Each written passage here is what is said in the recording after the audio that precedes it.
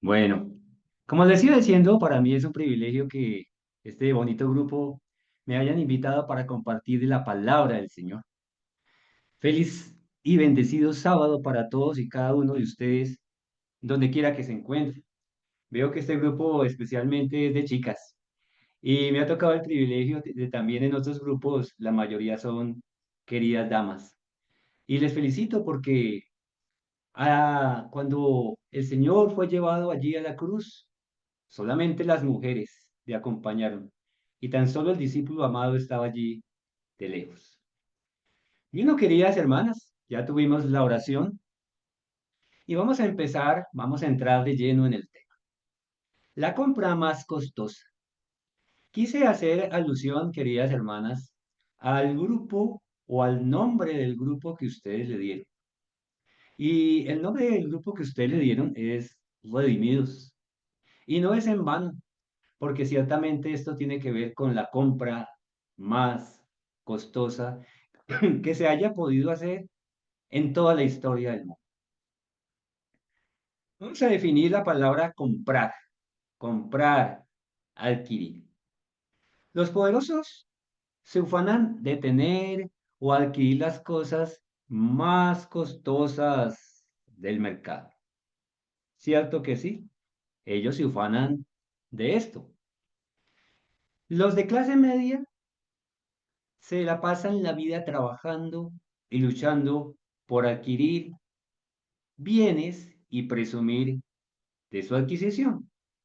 Los pobres y los humildes muy rara vez pueden adquirir cosas costosas a menos que sea por algún método ilícito. Qué triste que es esto, mis hermanos.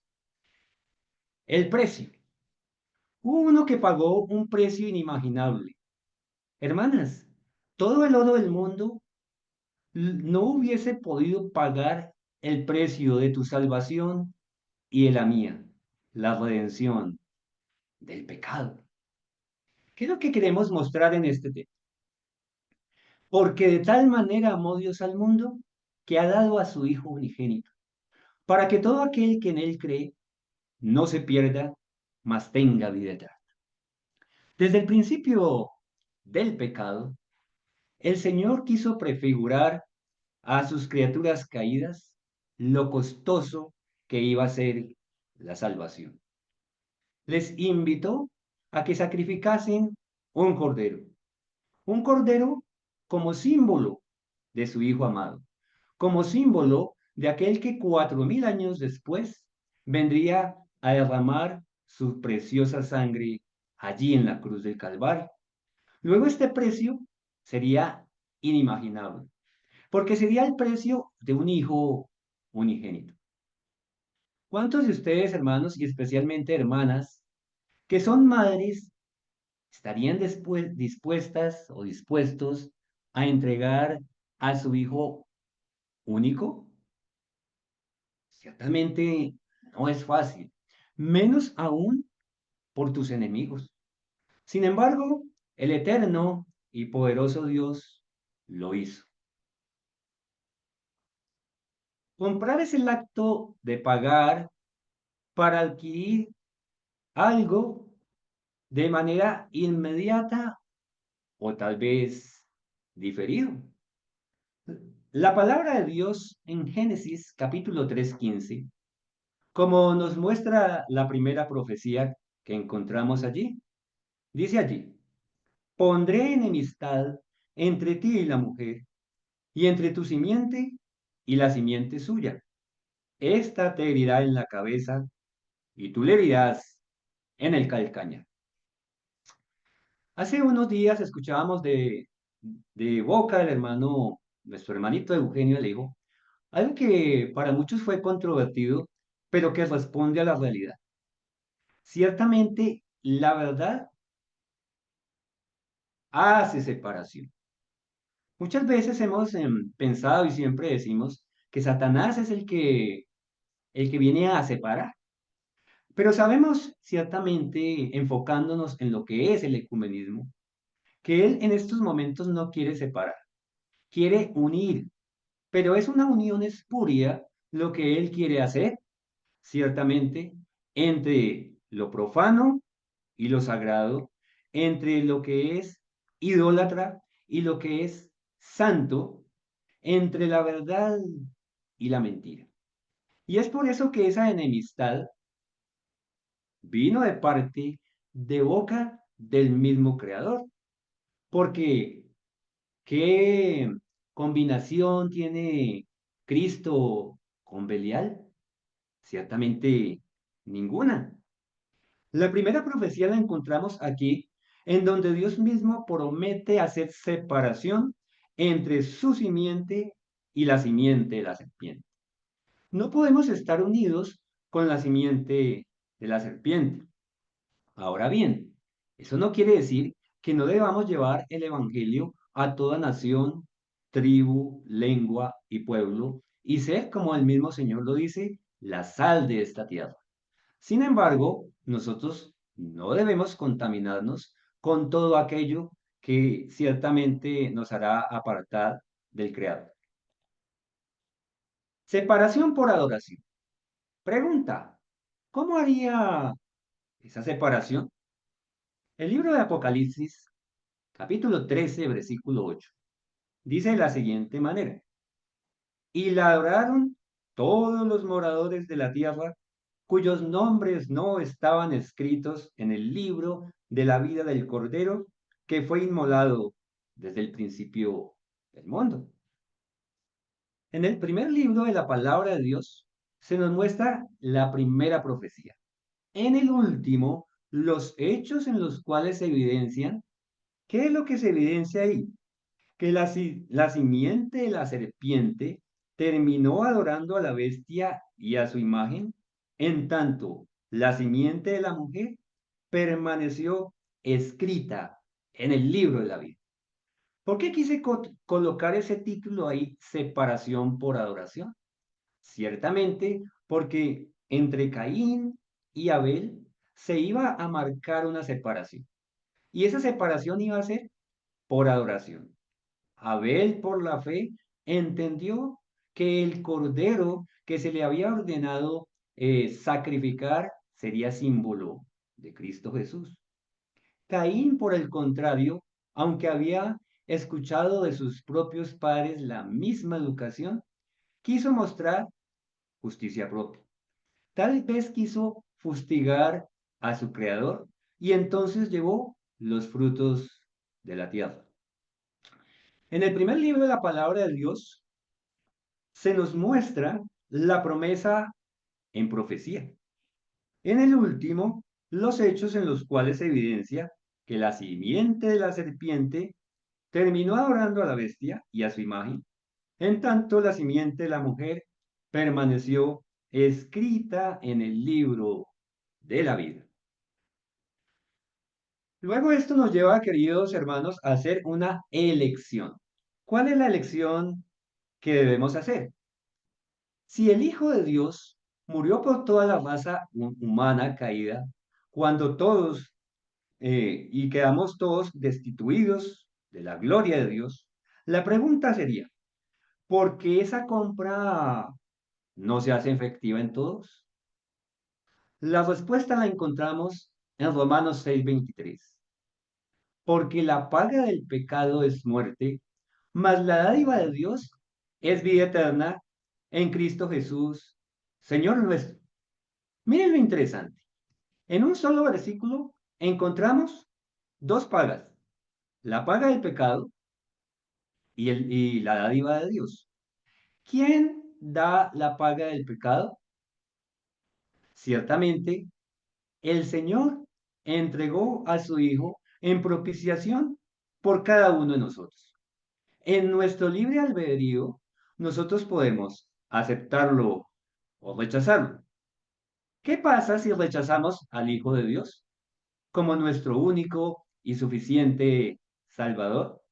Ciertamente, una horrible expectación de muerte. Pero cuando Dios envió a su Hijo, lo envió para que ninguno se perdiese, sino para que mirando a su sacrificio tuviesen esa oportunidad de redención. Ahora bien, la elección es nuestra. Rechazar una compra tan costosa, representada en la vida misma del unigénito de Dios, no pude dejar sino una paga, la muerte. La promesa de redención la vemos desde Génesis 3:15, confirmada en Apocalipsis 13:8, pues se evidenció en Juan, cumpliendo con esa promesa hecha 4000 años antes, mis queridos hermanos. Se evidenció en Juan 19:30. Juan 19:30 dice de la siguiente manera: Cuando Jesús hubo tomado el vinagre, dijo, consumado es, y habiendo inclinado la cabeza, entregó el Espíritu. Ese consumado es, queridos hermanos, es un símbolo de victoria. Es un símbolo de victoria de el Hijo de Dios en favor nuestro contra Satanás y contra la muerte. Ese consumado es una sentencia. Y es una sentencia donde el Señor había dicho, yo veía a Satanás caer como un rayo del cielo. El símbolo de la victoria. El himno de 291, quise colocar esa estrofa ahí. Fue primero en la cruz donde yo vi la luz y mi carga de pecado dejé. Fue allí por fe, do vi a Jesús y siempre con él feliz seré. ¿Por qué debía Cristo ser sacrificado para perdón de los pecados? Solo una forma, queridos hermanos. Hebreos 9:22 nos dice, y casi todo es purificado según la ley con sangre, y sin derramamiento de sangre no se hace remisión.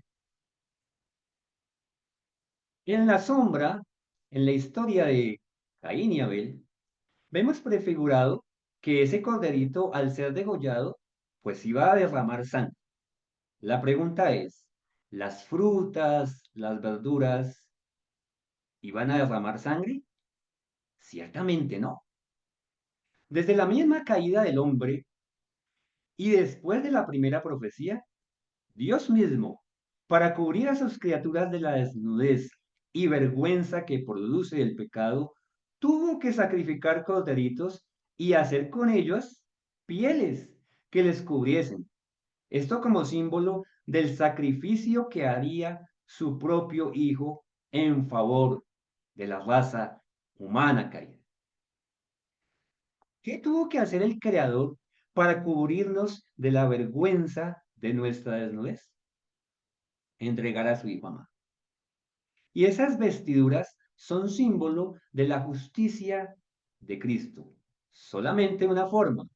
Y casi todo es purificado según la ley con sangre y sin derramamiento de sangre no se hace compra, no se hace remisión.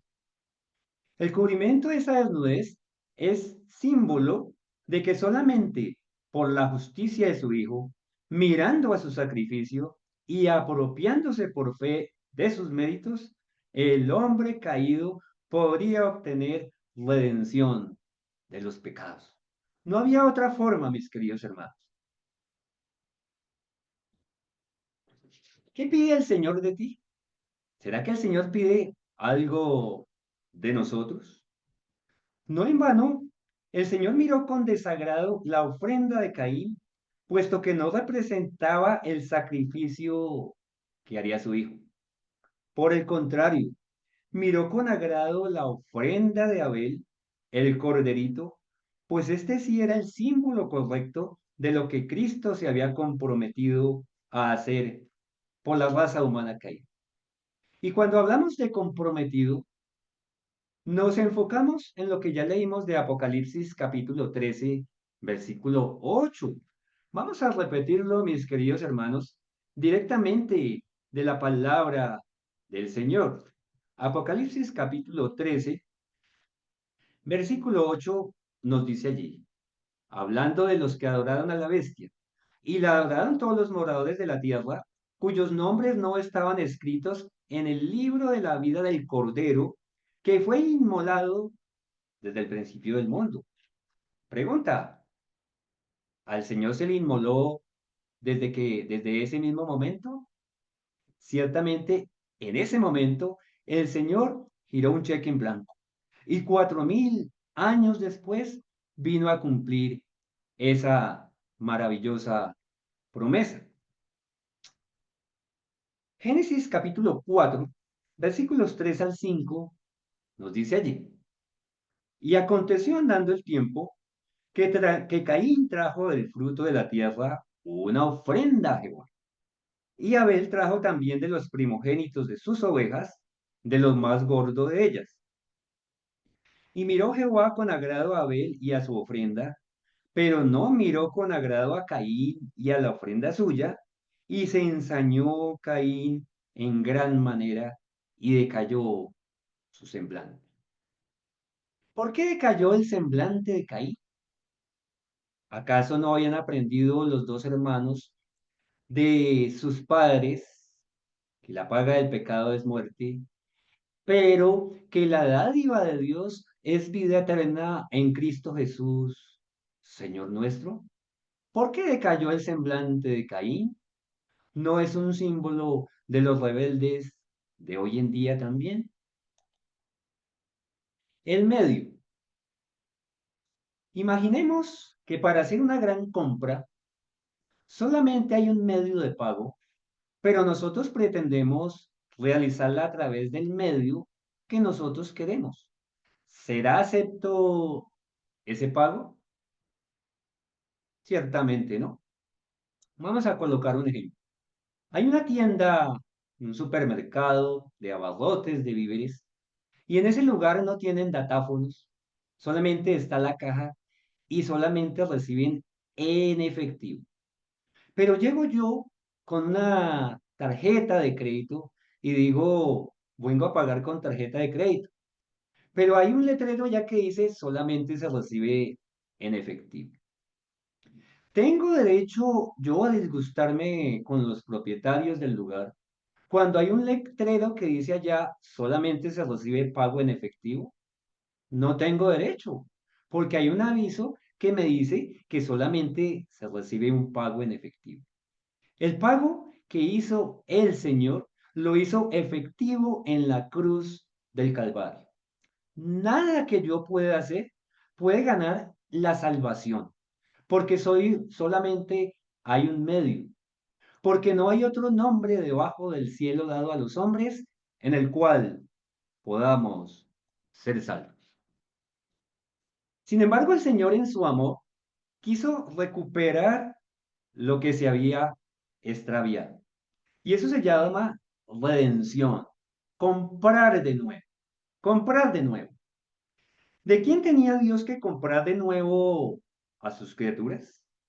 La respuesta es de Satanás y del pecado que se las había arrebatado. Pregunta, ¿a través de quién y cómo era que las iba a comprar de nuevo? El discípulo amado dice allí, Juan 17:12. Cuando estaba con ellos en el mundo, yo las guardaba en tu nombre. A los que me diste, yo los guardé, y ninguno de ellos se perdió, sino el hijo de perdición, para que la escritura se cumpliese. ¿Quién fue el que se perdió? El hijo de perdición. La pregunta sería, ¿hemos escuchado la voz del Salvador o pertenecemos a los Judas que prefigura aquí el mismo Señor cuando dice que ninguno se perdió sino el hijo de perdición? El Señor vino a recuperar lo que se había extraviado. La atracción hacia el Cordero. Juan 12:32. Dice ahí, y yo, si fuera levantado de la tierra, a todos atraeré a mí mismo. La cruz es algo maravilloso. Atrae, porque es una compra. Estamos en una cárcel y necesitamos ser liberados de esa cárcel, perdón. Pero muchos tristemente, ya no quieren ser liberados de esa cárcel. El ofrecimiento de la redención está ligado, ojo hermanos, está ligado a que los pecadores sean atraídos a la cruz de Cristo y a aceptar esa compra hecha en su favor. Si la cruz de Cristo no nos atrae, ciertamente estamos perdidos. ¿A quién deberían ser atraídas las criaturas perdidas, arrebatadas por el enemigo? Juan 1.29 dice, el siguiente día vio Juan a Jesús que venía a él y dijo, he aquí el Cordero de Dios que quita el pecado del mundo. La gente se hacía bautizar por Juan allí en el Jordán para perdón de los pecados. Sin embargo, Juan entendió que él solamente era un preparador del camino, que tenía que abrirle el camino a aquel que iba a bautizar con Espíritu Santo y con fuego. Y entonces por eso Juan dice, aquí viene, lo reconoció, el Cordero de Dios que quita el pecado del mundo. Limpios en Cristo. La ley nos muestra el pecado y nos condena. El Evangelio nos muestra el perdón y la salvación. El plan de la redención nos muestra el infinito amor de Dios en el que sin merecerlo nosotros entregó en nuestro favor lo más preciado. De hecho, entregó todo, su Hijo engendrado, para que nosotros, al mirarle, fuésemos sanados de la lepra de nuestro pecado, para que al creer en Él tuviésemos la vida eterna. El pecado, queridos hermanos, es una lepra total. Nos miramos en el espejo y el espejo nos muestra cuán sucios somos. ¿Cuál es el espejo? La ley de Dios. Luego que miramos el espejo, vamos al jabón de lavadores, que es Cristo Jesús, Señor nuestro, el Evangelio eterno. Él nos muestra el perdón y la salvación. Luego, la ley y el Evangelio van de la mano para poder ser limpios en Cristo Jesús, Señor nuestro. El plan del enemigo de Dios contra la redención. ¿Cuál es ese plan del enemigo de Dios contra la redención? El enemigo de Dios ha buscado por todos los medios de negar que Dios tiene un hijo literal. Negando esto, niega el plan de la salvación conciliado justamente entre el Padre y el Hijo. Y esto es muy importante, mis queridos hermanos, porque se han levantado muchos vientos de doctrina por ahí que niegan a Cristo como el Hijo de Dios.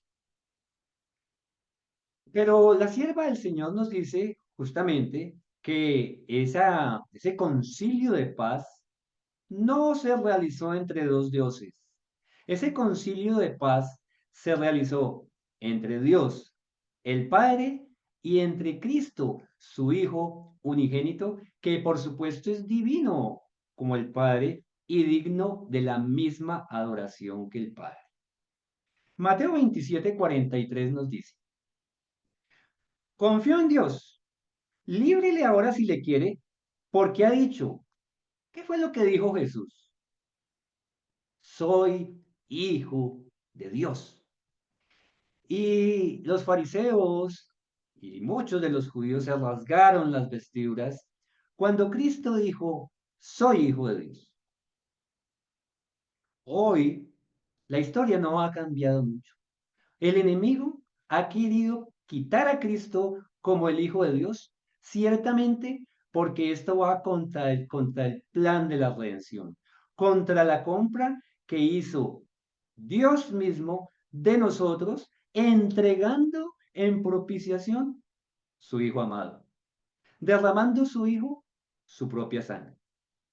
Siempre Cristo se ha mostrado a sí mismo como el Hijo de Dios, no como un rol, sino como un hijo literal mediante el cual alcanzamos eterna redención, el perdón de los pecados.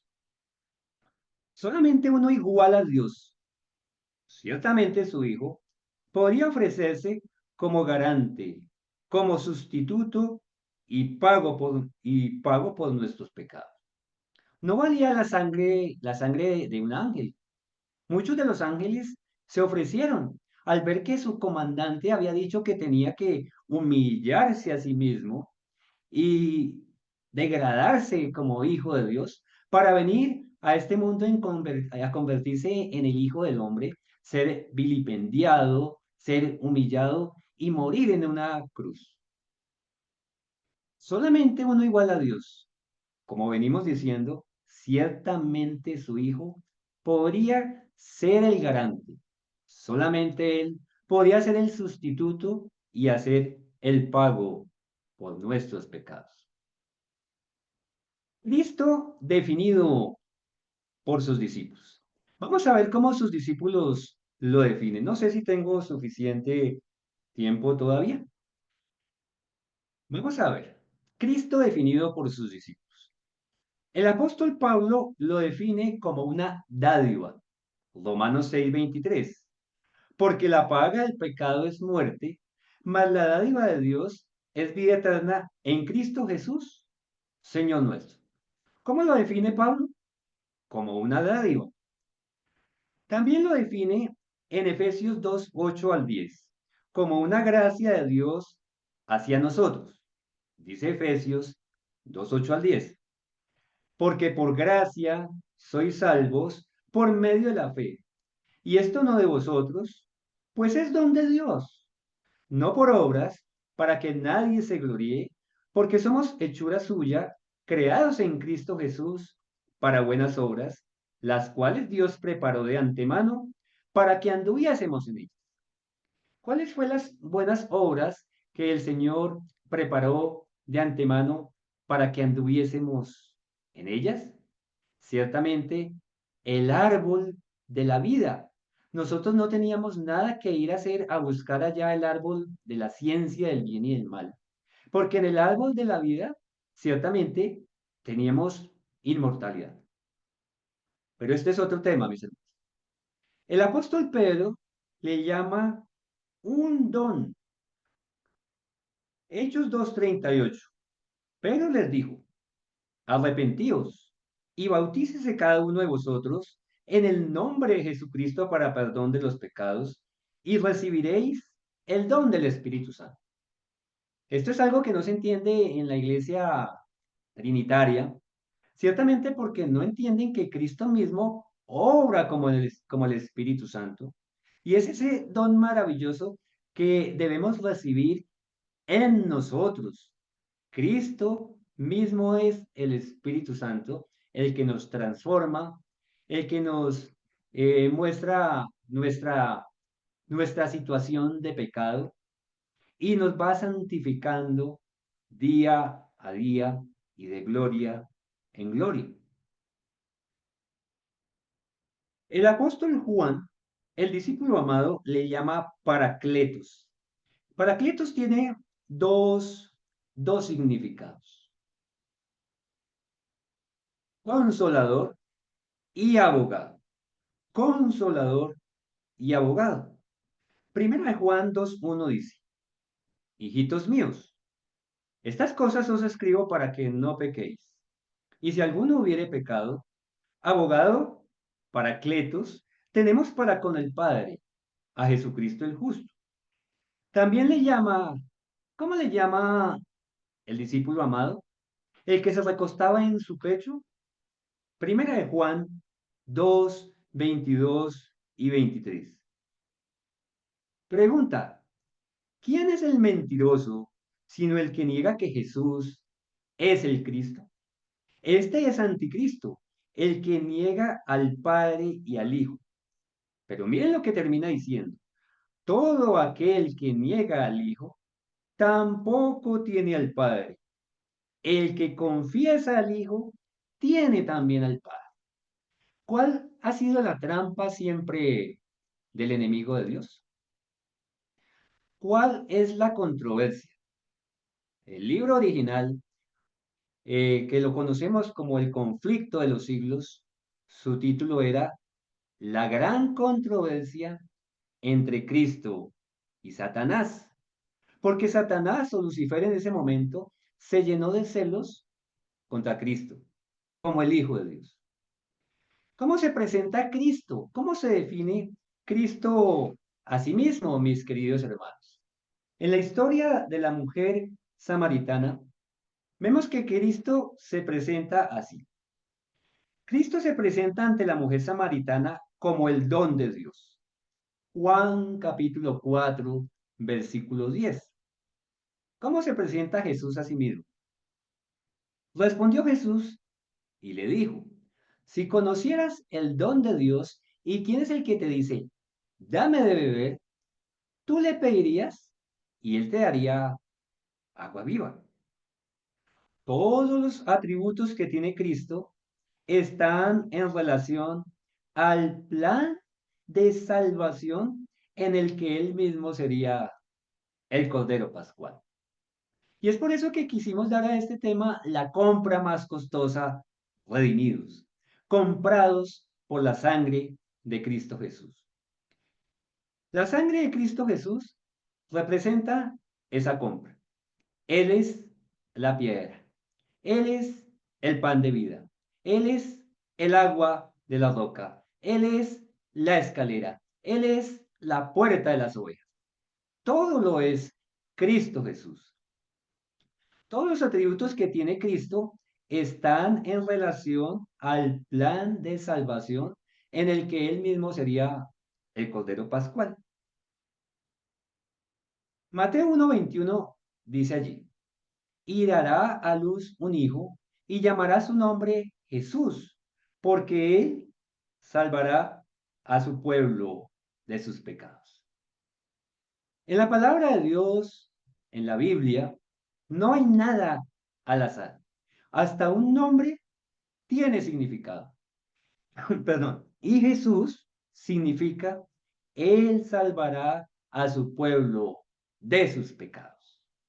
Porque haría, o Dios haría en él, la compra más costosa. El Hijo y el plan de salvación. Hechos 4, 11 y 12 nos dice allí.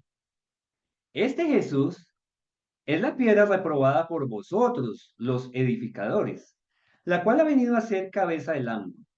Y en ningún otro hay salvación, porque no hay otro nombre bajo el cielo dado a los hombres en que podamos ser salvos. Entonces, como ejemplificábamos en la compra allí en el supermercado, si hay un letrero que dice solamente se recibe en efectivo, pues yo no puedo ir con una tarjeta de crédito a comprar allí, ni tampoco hacer un trueque. Tengo que llevar ese efectivo para que me vendan los productos que fui a comprar allí. Ciertamente, la única forma de nosotros ser salvos es mirando por fe, y esto es lo que se llama la justificación por la fe, mirando por fe a la compra que hizo Dios a través de su Hijo en favor nuestro. En toda la Biblia se nos muestra a Cristo como el Hijo de Dios viviente. No en vano Satanás ha querido desvirtuar y negar a Cristo como Hijo literal de Dios desde el mismo cielo. Desde el mismo cielo. Vamos a ver un párrafo de la historia de la redención. Está en el capítulo 5, aplicación 43.1 a 43.2. Vamos a ver qué dice la sierva del Señor allí. El cielo se llenó de pesar cuando todos se dieron cuenta de que el hombre, perdón, el cielo se llenó de pesar cuando todos se dieron cuenta de que el hombre estaba perdido y que el mundo creado por Dios se llenaría de mortales condenados a la miseria, la enfermedad y la muerte, y que no había vía de escape para el ofensor. Hay un primer contexto. El hombre pecó. Y la paga del pecado es muerte. Hasta ahí no había vía de escape para el ofensor. Toda la familia de Adán debía morir. Contemplé al amante Jesús y percibí una expresión de simpatía y pesar en su rostro. Pronto lo vi aproximarse al extraordinario y brillante resplandor que rodea al Altísimo. Mi ángel acompañante dijo, está en íntima comunión con su Padre. ¿Quién está en comunión con Dios? Cristo. ¿Quién está en comunión con el Padre? Ciertamente su Hijo. No hay Padre sin Hijo y no hay Hijo sin Padre. No hay plan de salvación de acuerdo a lo que nos muestra la palabra de Dios y el espíritu de profecía, si no hay un Padre y un Hijo. Y es por eso que nosotros creemos en el Padre y en el Hijo. Sigue diciendo por acá. Mi ángel acompañante dijo, está en íntima comunión con su Padre. La ansiedad de los ángeles parecía ser muy intensa mientras Jesús estaba en comunión con Dios. 3 veces lo encerró el glorioso resplandor que rodea al Padre. Y cuando salió la tercera vez, se lo pudo ver. Su rostro estaba calmado, libre de perplejidad y duda, y resplandecía con una bondad y una amabilidad que las palabras no pueden expresar. Cuánto amor, queridas hermanas y queridos hermanos, cuánto amor encontramos allí. No había angustia, había calma. Sigue diciendo allí. Entonces informó a la hueste angélica que se había encontrado una vía de escape para el hombre perdido. ¡Ay! Se encontró una vía de escape, porque no se veía una vía de escape ciertamente, porque la ley de Dios es eterna y no se puede quebrantar. Pero se encontró una vía de escape. ¿En qué consistía, queridos hermanos, esa vía de escape? Les dijo que había suplicado a su padre y que había ofrecido su vida en rescate para que la sentencia de muerte recayera sobre él, para que por su intermedio el hombre pudiera encontrar perdón, para que por los méritos de su sangre, no por los méritos nuestros, para que por los méritos de su sangre y como resultado a la obediencia a la ley de Dios, el hombre pudiera gozar del favor del Señor, volver al hermoso jardín y comer del fruto del árbol de la vida, porque de tal manera amó al mundo nuestro Dios. Humillación para redención. Humillación para redención. Ahí en el mismo libro Historia de la Redención, en la aplicación 44.2, dice así. Los ángeles se postraron delante de él, ofrecieron sus vidas. Jesús le dijo que mediante la suya salvaría a muchos y que la de un ángel no podía pagar esa deuda. Solo su vida podía ser aceptada por su Padre como rescate en favor del hombre.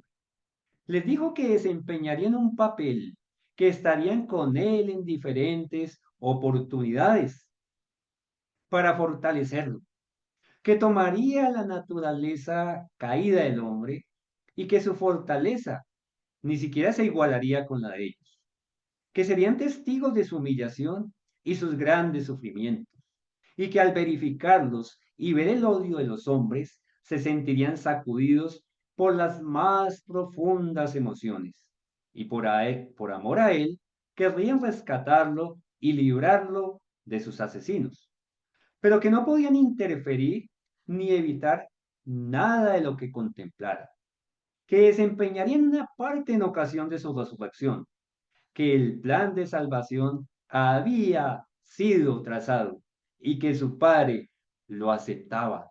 Aleluya. Tenemos esperanza. ¿En quién es esa esperanza, queridos hermanos? En la cruz de Cristo, en el Hijo de Dios. porque de tal manera amó Dios al mundo. Solo el amor permanecerá. Redimidos es una palabra que trasciende las definiciones más loables de lo que es el amor. La entrega hecha por el Padre Celestial de su Hijo amado por ti y por mí no se puede comparar a todo el oro del mundo. No en vano se acabarán las profecías, cesarán las lenguas, la ciencia acabará, pero el amor nunca dejará de ser, porque el amor es Cristo Jesús y su presencia en nosotros nos llena de fe y esperanza.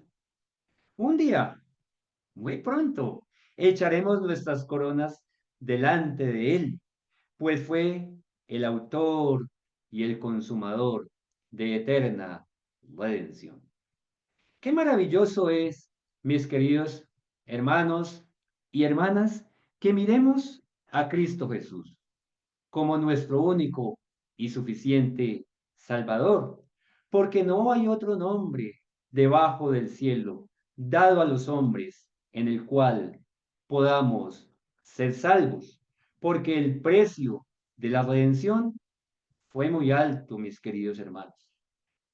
¿Qué padre, qué madre de nosotros estaría dispuesto o dispuesta a dar a su hijo o a su hija por sus enemigos?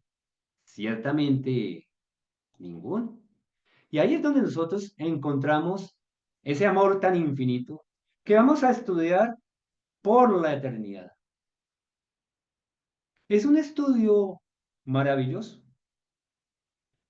Si hubiesen misterios, y es que el enemigo de Dios siempre ha querido colocar misterios en su palabra, pero si hubiesen misterios, verdaderamente el amor de Dios lo sería. El Señor quiere que le conozcamos. El enemigo de Dios no quiere que le conozcamos. Pero dice el discípulo amado, o no lo dice él, lo dice ciertamente Cristo. Solamente Juan lo escribe.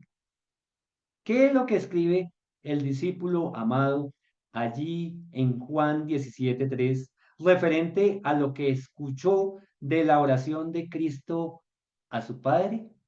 Y esta es la vida eterna, que te conozcan a ti, el único Dios verdadero, y a Jesucristo a quien has enviado. Y hoy estamos hablando de Jesucristo, a quien Dios ha enviado para comprarnos de la paga del pecado, de la segunda muerte, que ya no tiene más remedio.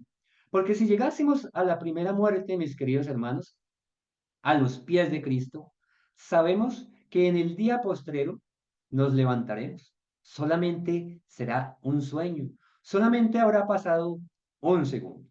Y entonces podremos abrazar a nuestro maravilloso Salvador, subir con Él en la nube y luego echar nuestras coronas delante de Él, porque Él pagó el precio de nuestra salvación, porque Él pagó el precio de nuestra redención. Bueno, mis queridas hermanas y mis queridos hermanos, quise traer este tema que, aunque es muy conocido en Juan 3:16, ciertamente el enemigo de Dios ha querido desvirtuar el precio de la redención. Vemos por comparación cuando Jesús tomó la naturaleza humana, cuando Cristo tomó la naturaleza humana y se engendró allí en el vientre de María, vino Herodes y utilizado por Satanás, ¿qué quiso hacer? Matar a los niños. Porque no quería ciertamente que ese que había venido allí se convirtiera en rey. Y en ese momento quiso matar. Pero cuando el Señor cumple con su ministerio y es crucificado en la cruz del Calvario, Miren lo curioso y lo ambivalente que es Satanás. En ese mismo momento no le dijo, muérase. En ese momento le dijo, bájese de la cruz. Esos que están allí no merecen su sacrificio. Y vemos por qué es imposible confiar en las argucias de Satanás.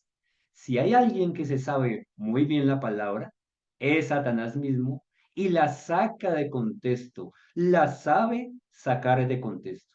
Si eres el Hijo de Dios, siempre ha querido colocar en entredicho a Cristo como el Hijo de Dios, porque sin ese Hijo, el plan de la redención se va al traste. Meditemos en esto, queridas hermanas y hermanos, y démosle gracias a nuestro Padre Celestial por habernos enviado el don más precioso, el don del cielo, Cristo Jesús, Señor nuestro. Amén.